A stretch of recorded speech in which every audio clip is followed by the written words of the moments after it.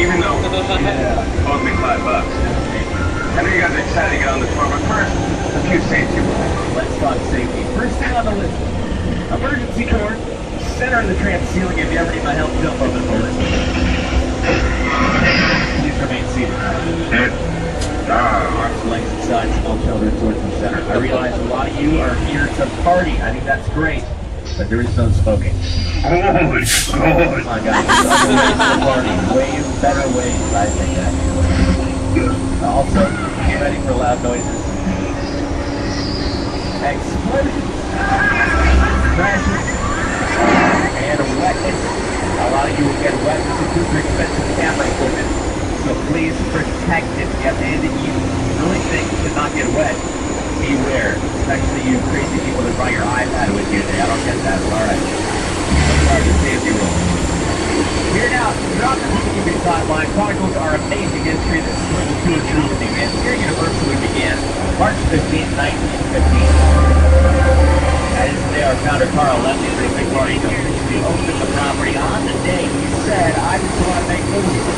Don't make audiences laugh, cry, and sit on the edge of their seats. 102 years later, you're still making this dream a reality.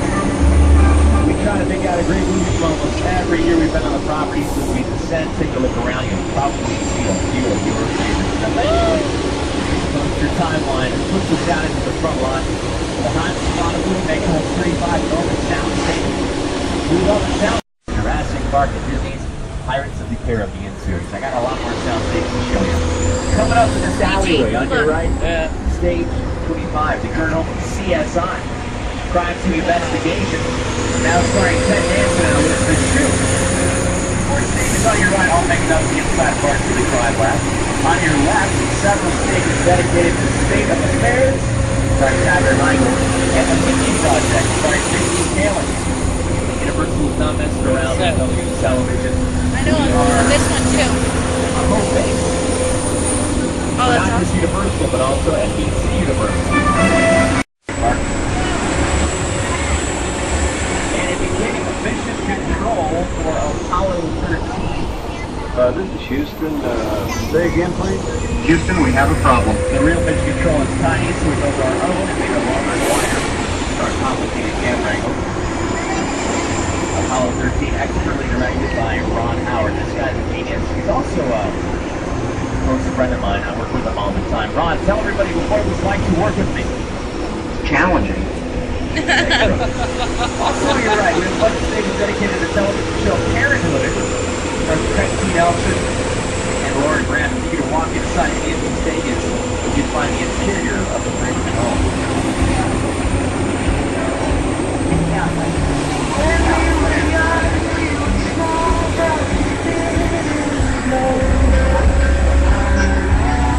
A lot of the time, you would build a house inside of the stage to create more space for your camera angles and all of your highlights. Where do these TV shows get their start? Well, long before you see a movie or a TV show happen, it's developed into an idea in bungalows over here to your left. These are our production offices. The best of the best are operating out of these bungalows these days. If you can name somebody that's inspiring in the world of film and television, they probably operate here or are operating here now.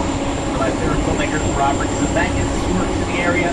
Also, Mark Platts, Hasbro, and the Neo De Laurentiis Company, producers of the hit show Hannibal, starring Lawrence Fishburne.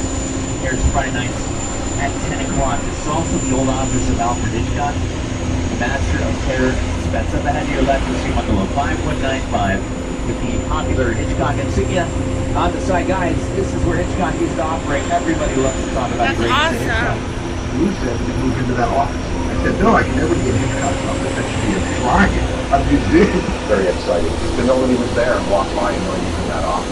Hitchcock has influenced every director. I saw Hitchcock once walking around the commissary. Hitchcock had his bungalow on the line. I used to go see Alfred Hitchcock. I loved working with him. I highly respect him. He really understood fear and terror. Birds. That was a really scary movie. Birds?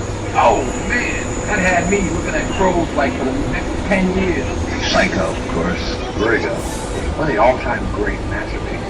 Hitchcock was master. It certainly was. Hitchcock loved to make movies up ahead here in our metropolitan sets. Take a look around. You'll see rows and rows of fake cityscape. We need this. Sometimes we want to blow something up or do a wild car chase. It might be hard to pull off in the real world, but it is easier to pull off in a situation like one we built on your right. If it looks empty, that is on purpose. This way, any production that comes along can decorate however they want.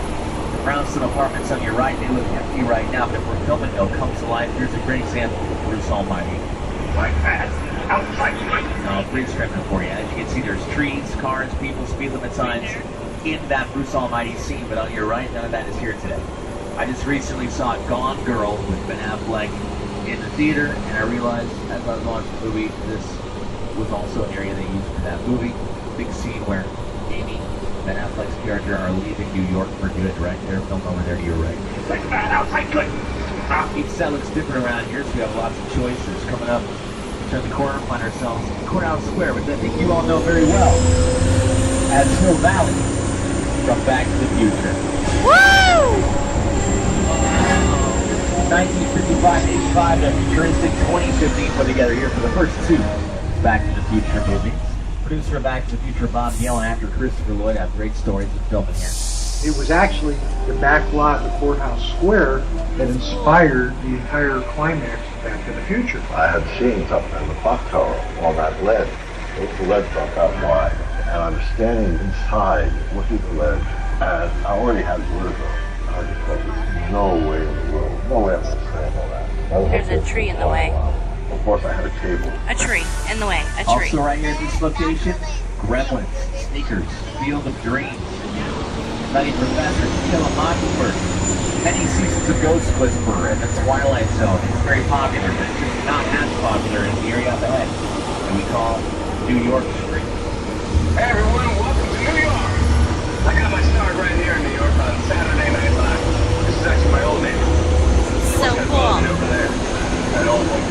Up later. What's my favorite hot dog guy? Hey buddy, how's it going? Remember me?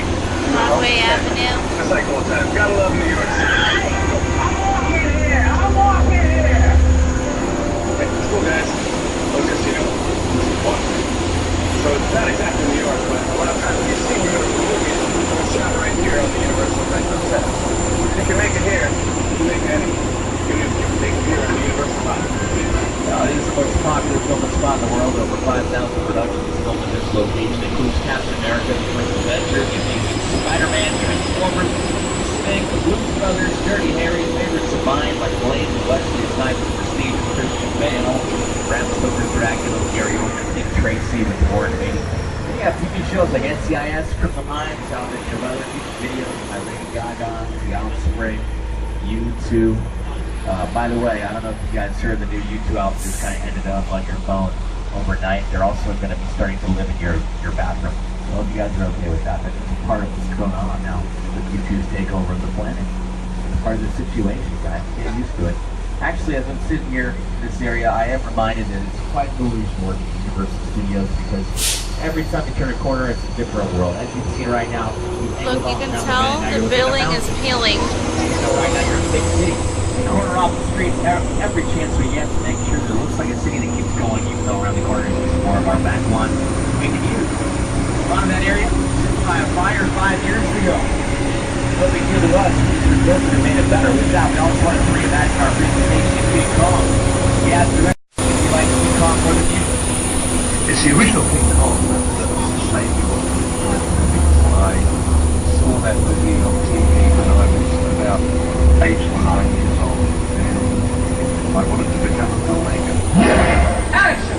I like films Oh, balls. that just take you away. Here comes King Kong. And sweep you up into adventure. Kong literally does that. I mean, you're on board the ship, you're sailing to a lost island, you're encountering monsters and creatures from, prehistoric. Hold on, guys.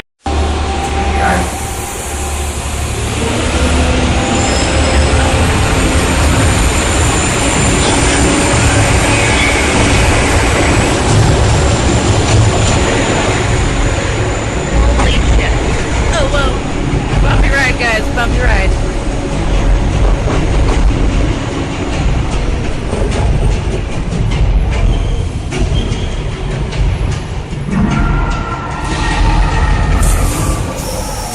Okay, glasses on everybody.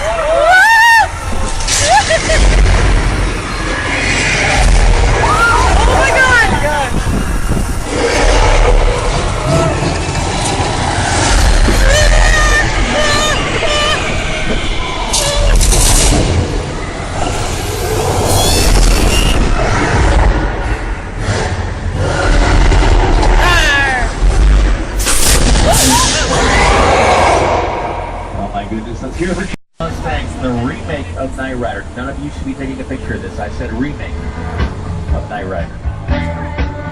We also have the Ferrari 308 Magnum PI. Now that is photo worthy. Futuristic cars for Back to the Future Part 2. Prehistoric cars from the Flintstones. Some Army vehicles, some Transformers, and a bunch of Fast and Furious.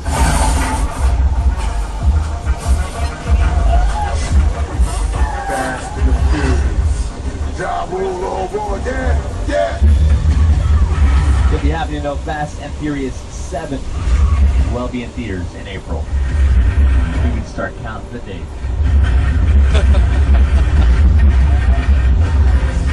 I see a lot of you guys getting excited about those cars.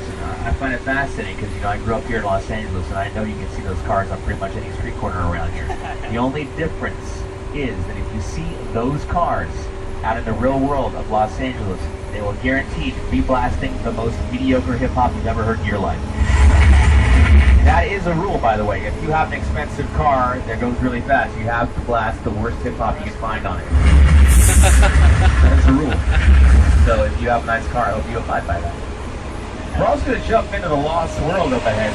Welcome to Jurassic Park. Props cars, boats, all three Jurassic Park movies all around you. Take a look and you recognize this stuff. Mobile lap to your left, guaranteed appeared in suspenseful sequences in the Lost World Jurassic Park.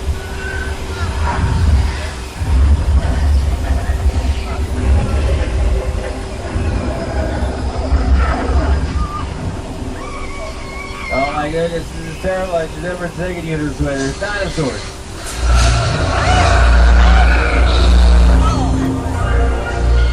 What have I done?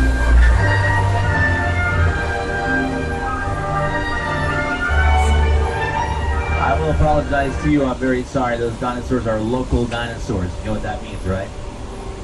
They're Dodger fans. Because of this, they're very, very sad about what's going on with the current World Series situation.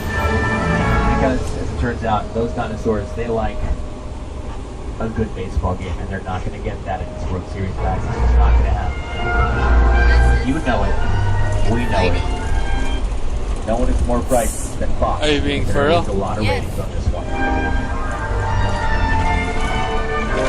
It's just the truth, guys. Dinosaurs know what's up. Actually, we're excited about our new Jurassic Park movie called Jurassic World coming out in June. Starts Christmas at Dallas Tower. A lot of it was filmed in New Orleans, Hawaii. Locations are important, so we built our own Mexico right here. Take a look around.